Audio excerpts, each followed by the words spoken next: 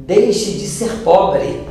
Olá, meu nome é Clodoaldo Lacerda. Para os que me conhecem, para os que não me conhecem, continua sendo Clodoaldo Lacerda. O que eu preciso fazer para você se inscrever no meu canal? Para você compartilhar com seus amigos, para você curtir? Por favor, inscreva-se agora. Então, olha que provocação. Existe um canal do YouTube, vou fazer propaganda dele aqui, nós vamos colocar ele aqui no nosso link, tá? Chamado do Eduardo Felderberg, tá certo? Que chama Primo Pobre. Vocês já ouviram falar sobre esse canal? Esse canal é famoso. Ele foi feito como um ponto, tá? De dissonância, vou assim dizer, de dissonância, eu vou assim colocar, tá certo? Em relação ao canal do Primo Rico, que é tão bom quanto, tá? Importante chamar atenção para isso. Mas o Eduardo Felderberg, ele traz uma abordagem mais simplista, sabe? Sobre a sua relação com o dinheiro. E recentemente eu tive a oportunidade de ler esse livro dele. Não sei se vocês conhecem, o livro chama exatamente Deixe de Ser Pobre, tá certo? Ele fala assim, os segredos para você sair da pindaíba e conquistar a sua independência financeira. É assim que o Eduardo Felderberg colocou na capa do seu livro. E eu tive a oportunidade de ler esse livro e vou falar uma coisa com vocês. Há muito eu não li um livro tão bom. É um livro instigante, é um livro provocativo. Ele faz realmente nós repensarmos a nossa relação com o dinheiro.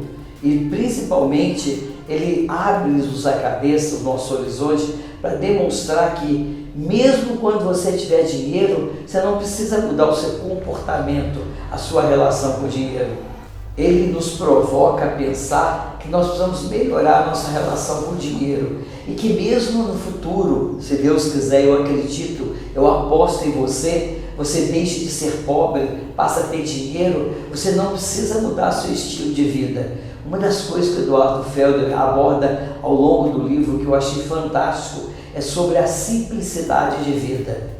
Não é o fato de você ter muito dinheiro que vai necessariamente te obrigar a mudar o seu comportamento de consumo e te exigir que compre grandes volumes de roupa, grandes carros de marca, que você viaje 99% do ano. Não, você pode sim ter dinheiro e ter uma vida mais simplista. E acho que foi isso o que mais me fascinou nessa obra do Eduardo Felderberg.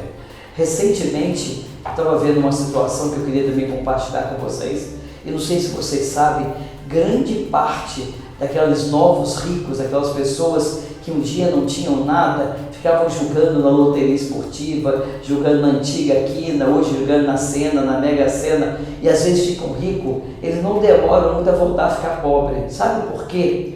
Porque eles não têm mentalidade de rico. Porque a mentalidade de rico não é de sair comprando, gastando a rodo, não. Eles querem ter uma vida confortável, querem fazer as coisas bem, querem curtir, mas não ficam gastando por gastar. Talvez o grande problema das pessoas que hoje ficam ricas, depois de terem tido uma vida com limitações, com restrições, com dificuldade, é porque elas acham que o dinheiro pode tudo. E vou repetir uma coisa que eu já falei em outro vídeo nosso, em outro vídeo. Às vezes tem gente que é tão rico, que só tem dinheiro. Então esse é um ponto de reflexão que nós precisamos fazer. Eu estou falando isso, sabe por quê?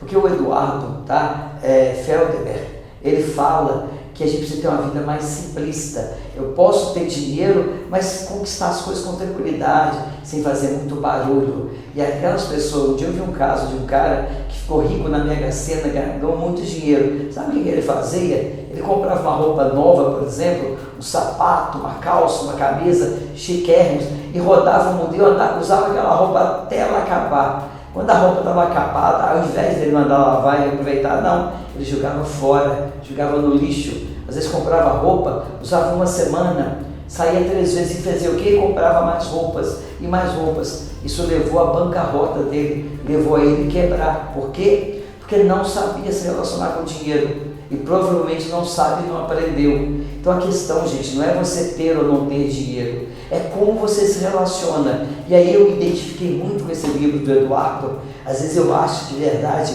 que em algum momento nós tivemos um contato espiritual e eu ensinei isso para ele. Porque isso tem a ver com a minha forma de lidar. Olha para vocês verem uma coisa interessante que o Eduardo aborda, que eu já falei diversas vezes em nosso vídeo.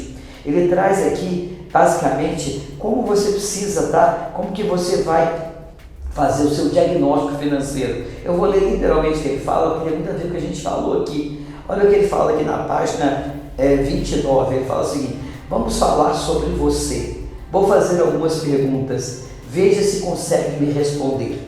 Aí ele pergunta: qual é o valor do seu salário líquido por mês? Ou seja, o valor que realmente cai na sua conta após a dedução de todos os impostos e descontos.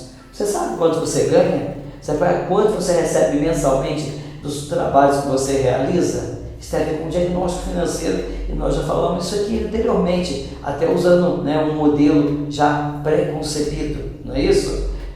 Ele pergunta o seguinte: qual é o valor do seu custo de vida? Ou seja, de quanto você precisa para viver e pagar suas contas essenciais, como aluguel, alimentação, água e luz. Você sabe com quanto você gasta? E eu acrescento, além de quanto você gasta, você sabe com que você gasta? Isso também tem a ver com um diagnóstico. E ele termina 3 questões, ele fala o seguinte: após pagar as suas contas e fazer todas as suas compras, quanto sobra do seu salário? Isso tem a ver com o diagnóstico financeiro. Lembra daquele modelo que nós ensinamos aqui, tá certo? Em que a gente fala sobre economia. Você tem que saber quanto ganha, quanto gasta, quanto sobra, para a partir do quanto sobra você economizar. Ele fala sobre isso. Sabe que o Eduardo fala em determinada parte do livro, que às vezes ele faz uma viagem com a esposa dele, ele faz um planejamento da viagem. Nós sabemos que julho, janeiro, fevereiro são períodos de alta temporada. O que isso quer dizer, Clodoaldo? Período de alta temporada, os custos, tá? Com hotéis, com aéreo, mesmo com ônibus, eles são muito mais elevados. Uma viagem em período de baixa temporada pode te custar, por exemplo, R$1.000, em alta temporada ela pode custar 5 vezes mais isso, ou até mais do que isso. Sabe o que o Eduardo faz? Quando ele planeja com a esposa dele, ele viaja regularmente, porque ele tem isso como padrão de vida, algo que eu acho fascinante, você poder viajar. Ele geralmente escolhe viajar em períodos de baixa temporada. Ele não tem dinheiro? Tem, mas ele sabe como aplicar melhor o dinheiro. Isso também é uma forma de aplicar dinheiro. Ele fala que você não precisa comprar o mundo. Para que você vai viajar num avião de primeira classe, se você pode viajar na classe econômica e ter o mesmo conforto, o mesmo prazer da viagem?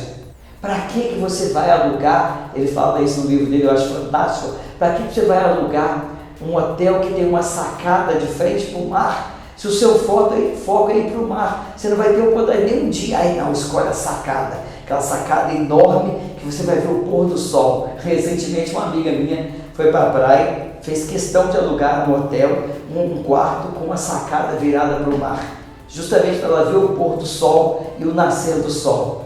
Chegou de viagem e falei para ela assim: e aí, deixa eu ver a foto que você tirou do pôr do sol. Ela falou comigo assim: você acredita que eu não sentei nem um dia na sacada? Até mentira, para não falar que eu não sentei. Um dia eu fui lá para chamar meu filho que estava lá embaixo na rua. E sabe quanto que ela pagou a mais só pela sacada do hotel? No mínimo, a diária daquele hotel com sacada custou 20% mais cara do que o mesmo hotel que ela tivesse um outro quarto que não tivesse sacada e com fundimento para o mar. Gente, você foi para a praia para curtir o mar, para que precisar ficar olhando para a sacada? Não estou criticando, gente, é um ponto de vista dela, eu gosto muito dela. Se ela ver esse vídeo, que ela não fique com raiva de mim, nem você dá um nome, claro.